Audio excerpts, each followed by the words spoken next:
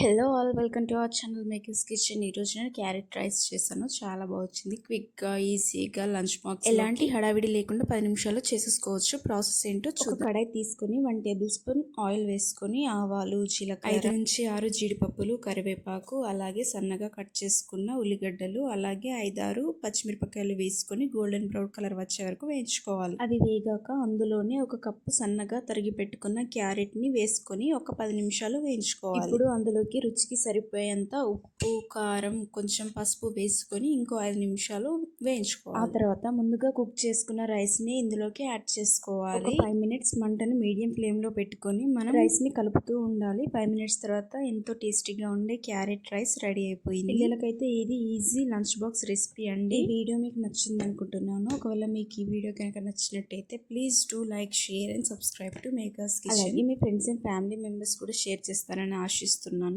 Thank you for watching. Bye bye.